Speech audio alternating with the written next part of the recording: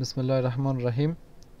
به یک روز دیگر از روزهای درسی ما خوش آمدید. امروز درس سوم ما در بخش گرامر ضمایر فاعلی یا سابجکت پروناون است. پس امروز در مورد ضمایر فاعلی یا سابجکت پروناون بیشتر خواهیم دانست. پس وقت شما را نمیگیرم، بیایید درس را آغاز نماییم. ضمیر یا پروناون. اول باید خود ضمیر را بشناسیم که ضمیر چی هست. خب از تعریف ضمیر شروع میکنیم.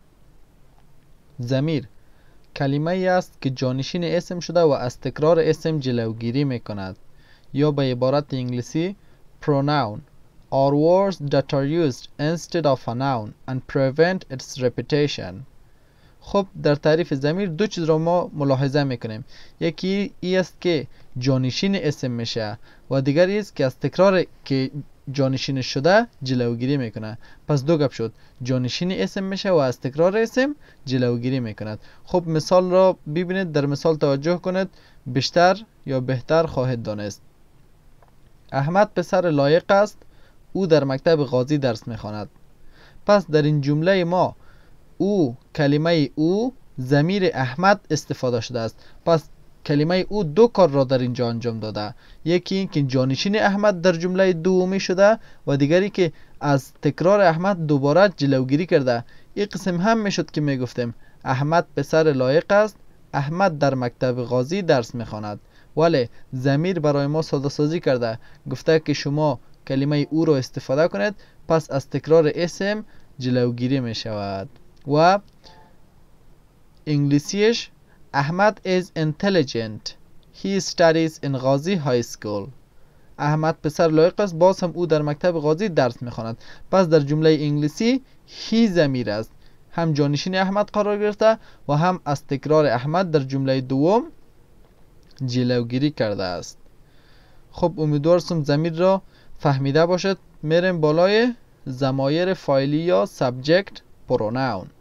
از تعریف آغاز می‌نماییم. ضمایر فاعلی به ضمایر گفته میشوند که جانشین فاعل یا کننده های کار میشوند. پس ضمیر را یاد گرفتیم که جانشین اسم میشد و از تکرار اسم جلوگیری میکرد. ولی ضمیر فاعلی یعنی چی؟ ضمیر فاعلی نیست جانشین اسم میشوند، ولی کدام اسم ها؟ او اسمایی که کننده کار باشند. are words that are used instead of doer of an action، که جانشین کننده های کار میشوند و فاعل به معنی کننده کار. پس ضمایر فاعلی ضمایر است که جانشین او اسم های میشوند که کننده کار باشند. به مثال توجه کنید. احمد plays soccer. احمد فوتبال بازی میکند. به نظرتون در این جمله کی کننده کار است؟ بله، احمد کننده کار است، به خاطر که فوتبال توسط احمد بازی میشه. پس احمد کننده کار شد. خب ضمیرش he plays soccer. او فوتبال بازی میکند.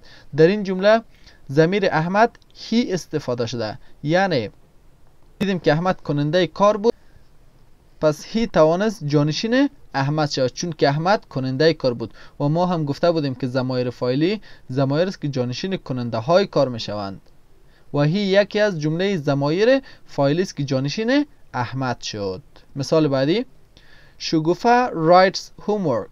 شگوفه کارخانگی را نوشته میکند. خب در اینجا کننده کار کی شد؟ شگوفه است که کارخانگی را نوشته میکند. شگوفه writes homework و ضمیر شگوفه she writes homework. او کارخانگی نوشته میکند. پس چون که شگوفه کننده کار شد، ما ضمایر فاعلی را خواندیم که جانشین کننده های کار میشه.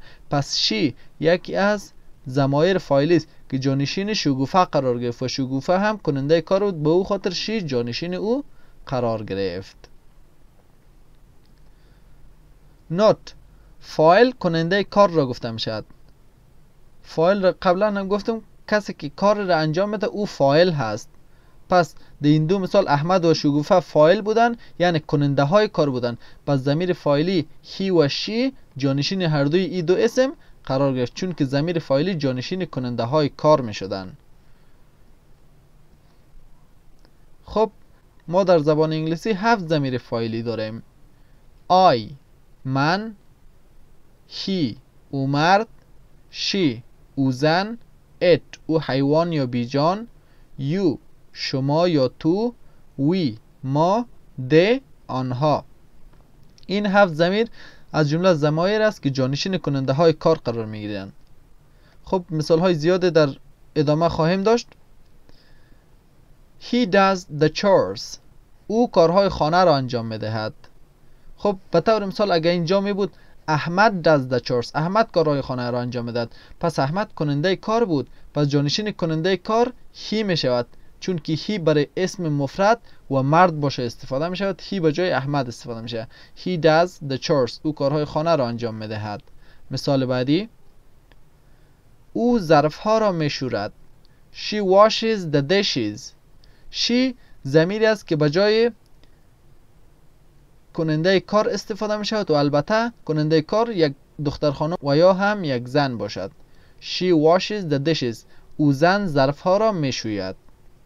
کننده کار او زن شد، پس ضمیر she استفاده شد. مثال بعدی، من لباس ها را می شورم. I do the laundry. I do the laundry. من لباس ها را می شورم.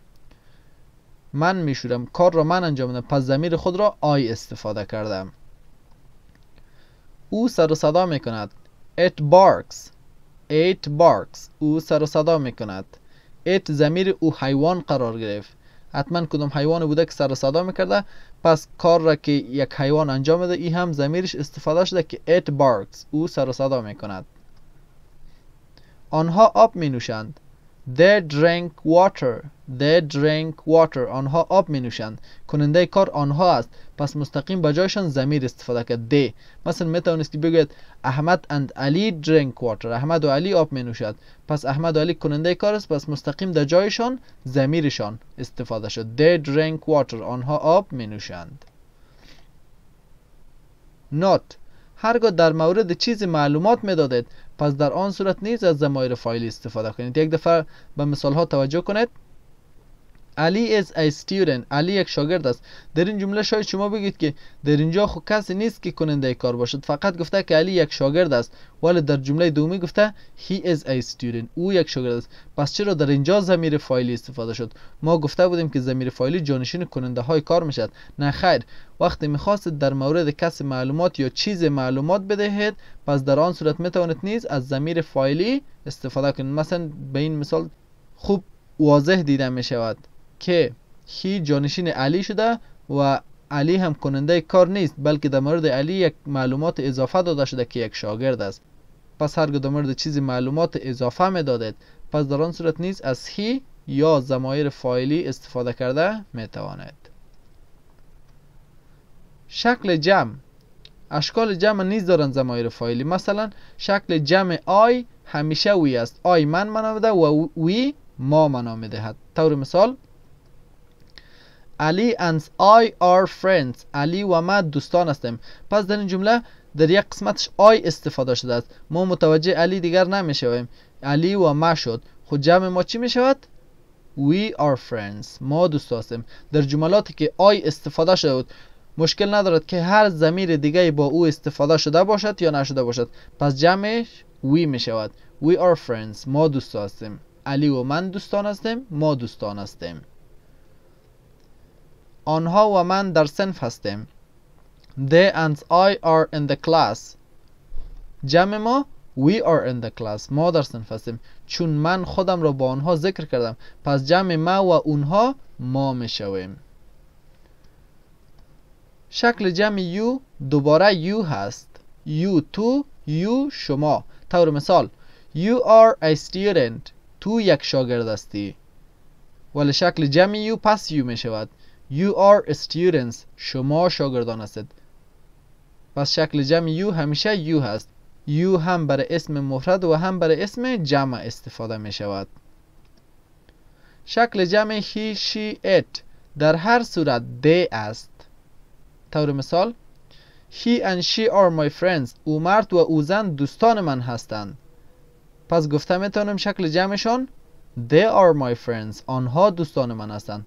چون که he, she, it هر سش اگر یک جای هم شود، پس شکل جمع آنها they می باشد.